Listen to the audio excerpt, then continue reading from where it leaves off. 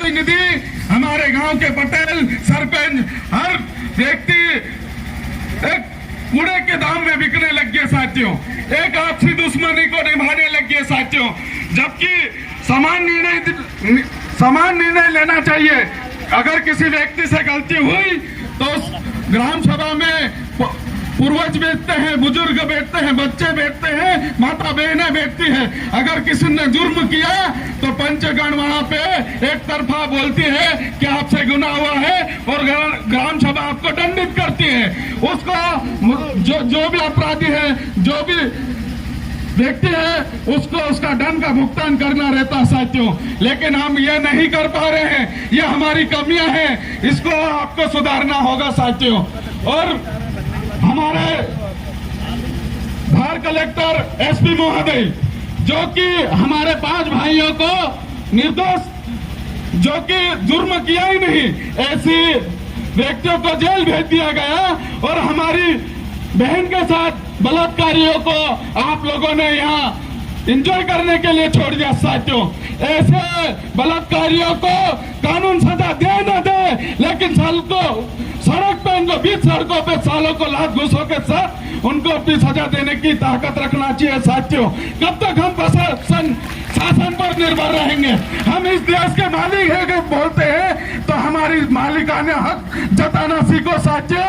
ऐसा काम नहीं चलने वाला है। शासन प्रशासन सरकार और पार्टियों के तलवे चाटने में लगी हुई है। हमारा पावर हम क्यों भूल जाते हैं? हमारा पावर है हमारी 5वीं अनुसूची, हमारा पावर है पेशा कानून एक्ट, हमारा पावर है ग्राम सभा। ऐसी ग्राम सभा को मजबूत करना चाहिए साथियों। मंच से बड़ी बड़ी भाषण कर देने से कोई व्यवस्था नहीं बनने वाली है, क्योंकि व्यवस्था को हम बिगाड़ रहे हैं। हमको पहले सुधार करना पड़ेगा। आप देखिए, उसके बाद शासन प्रशासन हमारी कैसी सुनवाई नहीं करते। बिल्कुल करेंगे। जिस अनुसार हमारी व्यवस्था बनेगी तो हमको ये धरना प्रदर्शन आंदोलन करने की जरूरत नहीं पड़ेगी। एक फोन पे और एक दूरभाष केंद्र के माध्यम से कोई भी हमारा साथी उनसे बात करेगा तो निपटारा होगा साथियों। इस बात को ध्यान रखिए आप लोग। जबकि आप सब जानते हैं, यहाँ के एसपी और थाना प्रभारी जब तक हमारे 5 भाइयों के ऊपर निर्दोष साबित करके उनको छोड़ते नहीं, तब तक हमको भी नहीं जाना है साथियों। आपको पता है, आईपीसी धारा और आरपीसी की धारा 5वीं अनुसूची क्षेत्र में लागू नहीं होती है। सिर्फ तीन केस को छोड़कर, बलात्कार, हत्या और डकैती को छोड़कर बाकी सारी जितनी भी धाराएं हैं वो ग्राम सभा के सामने शून्य घोषित है साथियों। इस पावर को भी आपको समझना पड़ेगा साथियों। ऐसी व्यवस्थाएं निर्माण करके हमारे लोगों को तोड़ा जा रहा है। हम एक समय संगठित थे, ग्राम पावर का पावर हमारे पास था। जब जैसे जैसे हमारे मध्य प्रदेश में और भारत देश सहित पंचायत अधिनियम आया और हमको तितर भीतर करके छोड़ दिया साथियों, क्योंकि पंचायती राज ने ग्राम सभा की व्यवस्था को भंग करी है। आप मानते या नहीं मानते, बताइए साथियों। क्योंकि जो निर्णय लिए जाते हैं ग्राम सभा में वो सर्वमान्य होते थे, लेकिन हमारा आज का भाई बेटा बाप के सामने चुनाव लड़ रहा, बाप बेटे के सामने चुनाव लड़ रहा, भाई भाई के सामने चुनाव लड़ रहा और हमारी एकता भंग हो रही है। इसको समझना पड़ेगा साथियों, क्योंकि दुश्मन बहुत चालाक है, क्योंकि हमको टुकड़ों में बांटना चाहता है। 2 पूरी खोटी लालच देगा, आपको तोड़ने का काम किया जा रहा है। आज देश में जिस प्रकार की गुटबाजियां निर्माण हुई, उसमें भी हमारे लोगों को तोड़ने का गैर आदिवासी और हमारे कुछ कथाकथित लोगों का हाथ है साथियों। समाज कभी कमजोर नहीं हुआ है, हमारे लोग कमजोरी दे रहे हैं, क्योंकि आप उस चीजों को समझने की जरूरत है। इनको काटने का षड्यंत्र पूरा आता है और हमको जोड़ने का षड्यंत्र नहीं आता है। उसको सामना करने का हिम्मत हमारे अंदर होना चाहिए, तो दुश्मन झुकेगा। आपको दो प्रकार से लालच दी जाएगी, या तो आपको विधायक बनाएंगे वो, या तो आपको सांसद बनाएंगे। दूसरी बात, आपको पैसों के बल पे खरीदा जाएगा। ऐसा हम कथई ना करें साथियों। समाज का खून है, पूर्वजों का खून है और पूर्वजों ने हमारे लिए पूरी जिंदगी न्यौछावर कर दी है। बिरसा मुंडा जैसे महान धरती पुत्र, धरती आबा 25 साल की उम्र में अपने बलिदान दे दिया। साथियों, हमारे पास तो पूरा सुख सुविधा के साधन है, हमारे पास जल जंगल जमीन है, ये भी हमारे पूर्वजों की देन है।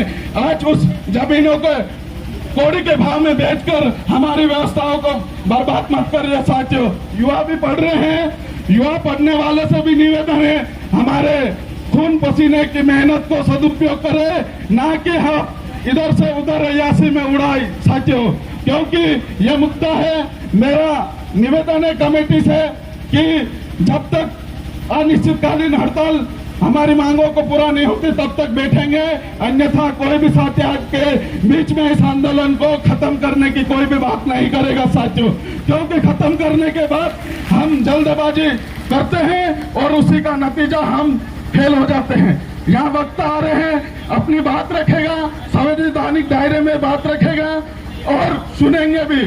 साथियों, जल्दी जल्दी निपटाना नहीं, 70 है तो 70 वक्ताओं को समय दो। 2 दिन क्यों नहीं बैठना पड़े, 3 दिन क्यों नहीं बैठना पड़े?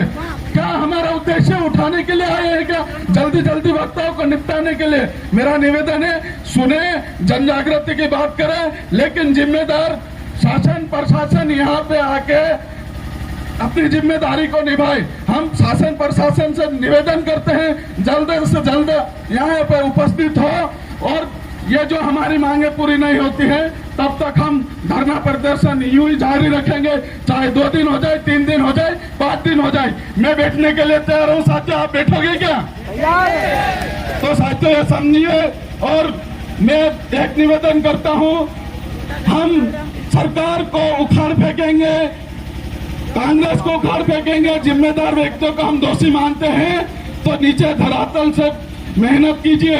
हमारे खून के लोग हमारे साथ में नहीं, पहले उनको उखाड़ फेंकिए, फिर सरकार को उखाड़ फेंकने की हिम्मत रखना आप लोग। साथियों, क्योंकि गद्दार तो हमारे जनप्रतिनिधि लोग हैं, हम उनको तवज्जो दे रहे हैं, उनके सामने झुक रहे हैं, उनके सामने हम मांग रखते हैं और वो लालच देते हैं और 1-2 व्यक्ति का काम निकल जाता है तो वो पूरी समाज की बोली लगाते हैं। ऐसे गद्दारों को भी आपको लात मारना पड़ेगा। साथियों, समाज एकजुट होना चाहता है, लेकिन हमारे मंच पे बड़ी बड़ी भाषणें देने वाले कुछ कथाकथित लोगों की मुझे शिकायत मिली है, ऐसे समझौते बंद करना पड़ेगा। साथियों, इसी के साथ मैं अपनी वाणी को विराम देता हूँ।